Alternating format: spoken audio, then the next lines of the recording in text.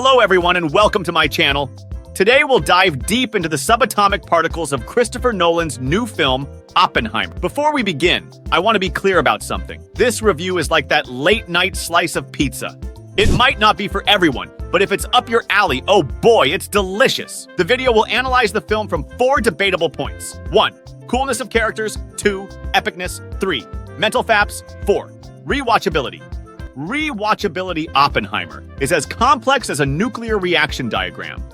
Since Nolan is known for his brainy films, expect a few brain jokes and lots of quips to keep you engaged. Because let's face it, when watching a Nolan film, it's crucial to keep the mood light. Otherwise, we might end up questioning reality and the meaning of our existence. And no one wants an existential crisis during a YouTube review, right? Remember, this is just my personal opinion, and I'm eager to hear what you think. So, without further ado, get comfortable, grab your popcorn, or maybe a Geiger counter, and brace yourselves for my radioactive review of Oppenheimer. Hey, if your head explodes from the intensity of this review, don't say I didn't warn you. 1. Character coolness. I'm starting to think that Nolan has the extraordinary ability to make anyone interesting. So discussing how cool the characters are is quite straightforward, given that every character is portrayed by exceptional actors. There are so many of them that throughout the movie, you'll see faces you didn't even know were part of the cast. And since there are so many, I neither have the desire nor the time to analyze them all, so you'll just have to settle. Oppenheimer, portrayed by the ever-cool Cillian Murphy, with that penetrating gaze that seems to stretch for miles, and that half-smile of a captivating intellectual, stands out as a multi-layered character in the movie. Imagine James Bond meeting Einstein at a cocktail party. That's Oppie. Elegantly poised and slightly unpredictable, he treads the line between being a cold prodigy and a fervent humanist, an aristocrat with a soft spot for romantic escapades, a Jewish outsider who somehow becomes the golden boy of physics. And just when you think you've got a read on him, he reveals himself as the architect of the atomic bomb. Yet, as his inventions alter the course of history, Oppie finds himself wrapped in a cloak of guilt, as if he forgot he'd lit the fuse. And while you might think a scientific genius would be the last person you'd focus on at a party, Oppenheimer, with his style swinging between distinctively elegant and unexpectedly sultry, makes you think twice. Strauss, the budding Secretary of Commerce.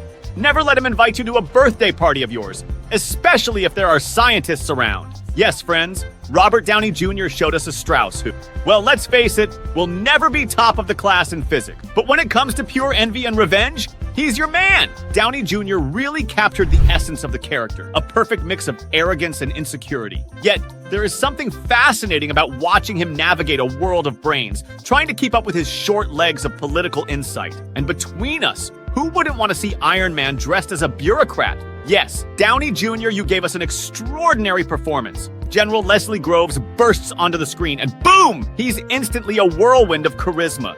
With a charm that captures you and a presence that almost compels you to follow him, find yourself asking, who the heck is this, the James Bond of generals? And you almost forget you're watching the man behind the famed Manhattan Project.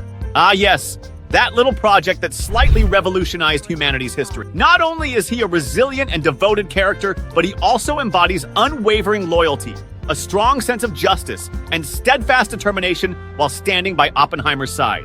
Damon's exceptional portrayal of this deeply complex and influential character instantly garners your admiration, awe, and respect as you witness his unwavering commitment and relentless pursuit of a mission that will shape the world as we know it. 2.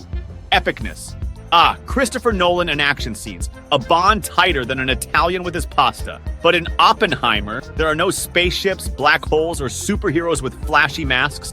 Here, we're dealing with the atomic bomb, which is like the Superman of explosives if Superman had a nasty habit of obliterating entire cities. Still, our dear Nolan delivers an explosion that makes Michael Bay look like an amateur playing with firecrackers in his backyard. And the sound, guys, the sound! I want it played at my wedding celebration. The constant tension of the movie eats away at you from the inside, but you keep watching. It ties you to your seat, and right from the start, you know you can't miss even a single clip from the film. I know I'm stating the obvious, but Nolan could make even a movie about you in the bath, paying for your sins from your backside. Epic.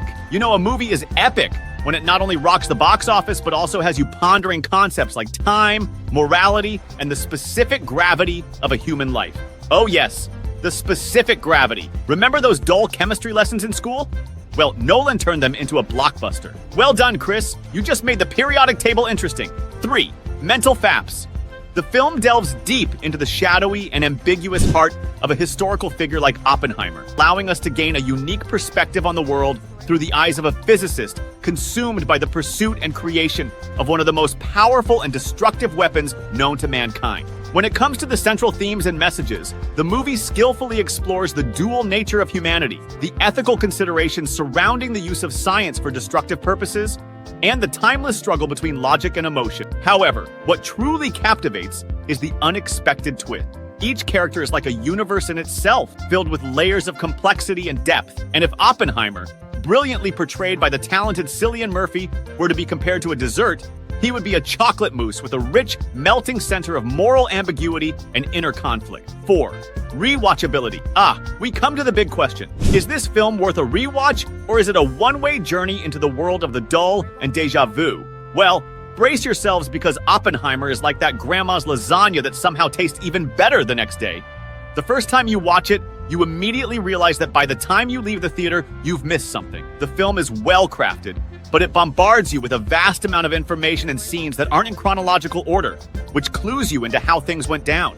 You might miss some critical details during the viewing. Certainly, the second time you watch it, you'll appreciate it much more than the first. You'll catch the nuances that had escaped you and further admire Nolan's storytelling prowess. However, I doubt there'll ever be a third time you'd want to rewatch it. You'll already be awaiting another narrative adventure from Nolan with his unique style that captivated you from the start. And there you have it, guys and gals. We've reached the end of this explosive review of Oppenheimer. I hope you enjoyed diving into this film's intricacies as much as I did, and it's more convoluted than a quantum maze.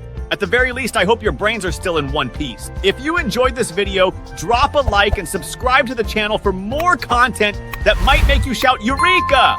Or maybe just a puzzled, huh? And don't forget to share your thoughts in the comments. We're here to chat about movies, but also to test out the theory of cinematic taste relativity, right? A massive thank you for keeping me company on this journey through neutrons and action sequences. Until the next big screen adventure, my couch heroes,